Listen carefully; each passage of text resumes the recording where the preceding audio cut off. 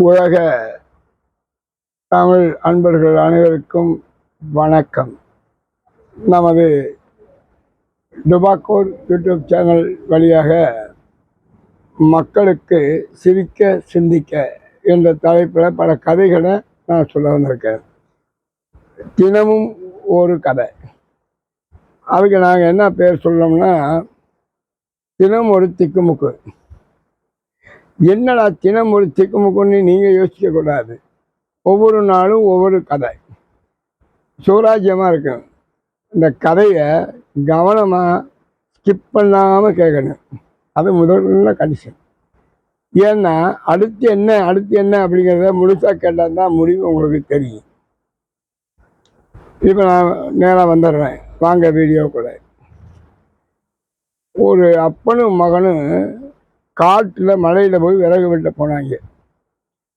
அப்போ அவங்க அப்பா போய் விறகு வெட்டிட்டு இருக்காரு. பையன் கொஞ்சம் சின்ன வயசு பையன், அவனுக்கு விறகு வெட்ட முடியாது, தெரியாது, பழக்கம் இல்லை.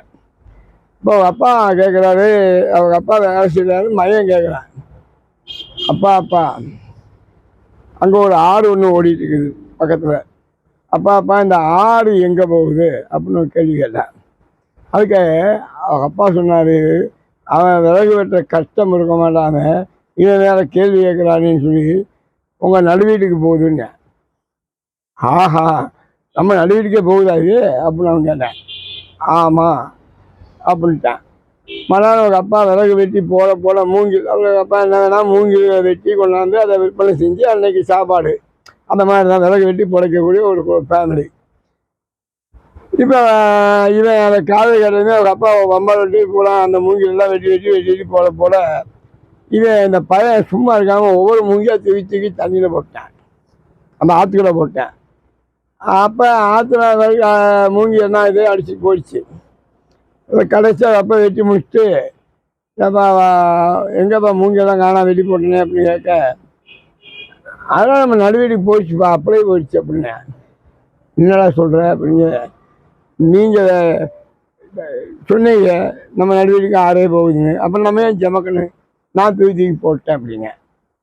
அப்போ நீயும் நம்ம நடுவீட்டுக்கு முன்னாடி வச்சாரான்னு சொல்லி அந்த பையனை தூக்கி தண்ணியில் போட்டுக்காரன் அவங்க அப்பன். அந்த பையன் அந்த தண்ணியில் விழுந்ததுமே ஒரு மூங்கியை பிடிச்சிக்கலாம். அது போட்ட மூங்கியில் ஒரு மூங்கி ஓரம் கட்டி நிற்கிது, அதை பிடிச்சிக்கிட்டான். அந்த மூங்கில் இருந்துட்டு பாட்டாளி வர்றேன், தேட்டாளி வர்றேன், பாட்டாளி வர்றேன், தேட்டாளி வர்றேன்னு சொல்லிகிட்டே போயிட்டுருக்கேன். தண்ணியில் மேந்துட்டே போயிட்டுருக்கேன்.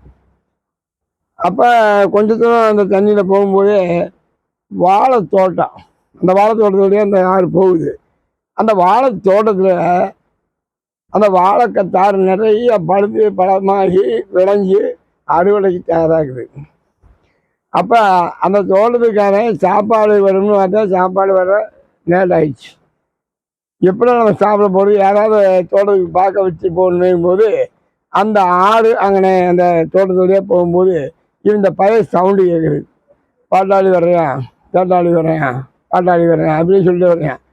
ஓ இதெல்லாம் இப்போ பையன் வர்றான்ல அப்படின்னு சொல்லிட்டு அந்த பையனை பிடிச்சி அந்த கட்டையில் மூங்கிலிருந்து அவனை இறக்கி அந்த வாழை தோட்டத்துக்குள்ளே ஓட்டி போய், தம்பி இந்த வாழை தோப்பை பார்த்துட்டு நான் போய் கொஞ்சம் சாப்பிட்டு உனக்கு சாப்பாடு வரேன்னு சொல்லிட்டு போகிறேன். அப்போ போக முன்னாடி இருந்தீங்க, தம்பி உன் பேர் என்னன்னு கேட்டேன். தம்பி இவன் என்ன சொன்னேன், தோல் இருக்க சொல்ல முடிங்கின்னு. என்னது தோல் இருக்க சொல்ல முடிஞ்சியா, இப்படி ஒரு பேர் இருக்கிறாடா அப்படின்னு. ஆமாம் எனக்கு அப்படி பேர் வச்சுருக்காங்க, அவ்வளோதான் அப்படின்ட்டேன். சரின்னு சொல்லி போயிட்டேன், சாப்பாடு சாப்பிட்டு கொண்டு வர போயிட்டேன். இந்த பையன் எல்லா வாழைப்பழத்தையும் பூரா பிடிங்கி சாப்பிட்டு தொலைலாம் போட்டு மறுநாள் ஆளையும் காணான். என்னடான்னு இந்த அவன் சாப்பாடு பார்க்கும்போது ஆளை காணேன்.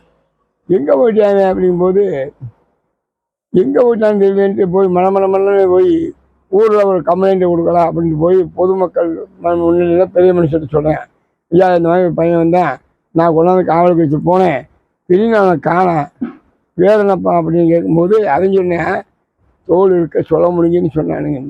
தோல் இருக்க சொல்ல முடியுங்க, அவன் சரியாக தான் சொல்லியிருக்கேன். இப்போ அவன் தோட்டத்தில் என்ன இருக்குது, தோல் தானே கிடக்குது, அதுதானே அவன் முன்னாடி சொல்லியிருக்கேன், அவனுக்கு அறிவு இல்லையா அப்படின்னு அந்த தோட்டத்துக்காரன் நடி விட்டுறாங்க. மறுபடியும் நான் அதே தண்ணியில் மீண்டும் போயிட்டுருக்கேன். அந்த ஆற்றுலேயே போகிறேன். மறுபடியும் கண்டினியூவாக போயிட்டுருக்கேன். போகும்போது இதே பாட்டு பாடிட்டு போகிறேன். தேட்டாளி வரையான், பாட்டாளி வரையான், தேட்டாளி வரையான், பாட்டாளி வரையான் சொல்லிட்டு போகிறேன். அங்கிட்டு போகும்போது ஒரு பெரிய சோளக்காடு, மக்காச்சோளம் நல்லா போட்டு கடுகு பூரா இவ்வளோ பெருசு, இவ்வளோ பெருசு, இவ்வளோ நீளம். அப்போ அந்த தோட்டத்தில் போய் அந்த ஆறு அது வழியாக போகுது. இப்போ டக்குன்னு அங்கே நான் இப்படி தான் பூரா அறுவடை செஞ்சு போட்டு குமிச்சு வச்சுக்கிட்டு புனி அடிக்கிறதுக்காக ரெடியாக இருக்கியா, மிஷின் வரல, அதை பார்த்துட்டு இருக்கான். அப்போ இந்த பையனை பார்த்து தம்பி பாப்பான்னு பிடிச்சி அவனை கூப்பிட்டு மேலே, நானும் இந்த மாதிரி போய் வீட்டுக்கு வரைக்கும் போயிட்டு வரணும், மிஷின் கூப்பிட போகணும், நீ இதை கொஞ்சம் பார்த்துக்க, உனக்கு ஏதாவது வந்து பணம் கணக்கு தரலான்னு சொல்கிறான். சரின்ட்டு அந்த பையன் பேரனை பாருங்க கேட்கும்போது போரை சுற்றி பொழிப்பறைக்கிங்க. என்னடா இப்படி சொல்கிறேன், போரை சுற்றி பொழிப்பறைக்கின்னு பேர் இருக்கா? ஆமாம், என் பேர் அதுதான் அப்படின்ட்டான். சரி, போரை சுற்றி பொழிப்பறைக்கி நீ இங்கே இரு, நான் போயிட்டு வந்துடுறேன்ட்டு போயிட்டான். அவன் அரை மணி நேரம் என்ன பண்ணியான், ஒரு குச்சப்படுத்தி பூரா வேகாச்சு விட்டு தீயை வச்சு வெடிச்சு விட்டு ஆமாங்க போயிட்டான். ஆளை காண. இப்போ போர் சுற்றி பொறிப்பு வைக்க காணாமே அப்படின்னு கேட்கும்போது ஆள் இல்லை. அமைதி தண்ணியில் அவனை போயிட்டு இருக்கியான். இவன் போய் ஊருக்குள்ள சொன்னால் அதே மாதிரி சொல்கிறாங்க, இப்போ போரை சுற்றி பொறிப்பு வைக்கிறீங்க, அப்போ போரை பூரா வேக வச்சு தானே போயாங்க அப்படின்னு சொல்லிட்டாங்க. அதுக்கு அடுத்தது போகும்போது ஒரு ஒரு பாட்டி 2 பேத்தியாரோட அங்கே உட்காந்துருக்குது, ஆற்று மேட்டில் உட்காந்துருக்காங்க.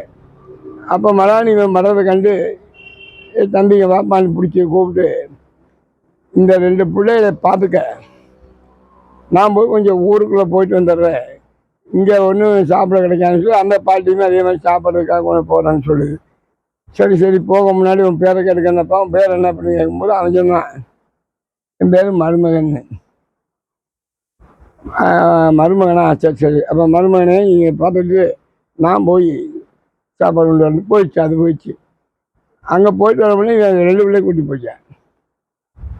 பாட்டி வந்து பார்க்குது, பிள்ளைகளை காணோம்.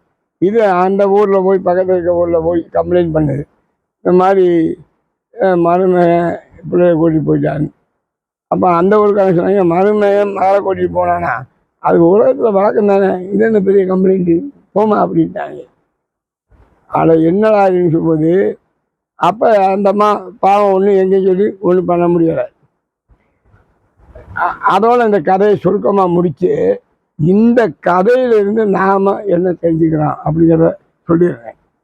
இந்த கதை சமயோஜித புத்தியை நாம் வளர்த்து கொண்டால் அந்த இடத்துல என்ன சொல்லி தப்பிக்க முடியும் அப்படிங்கிறத நம்ம சொல்லி தப்பிச்சுக்கலாம்.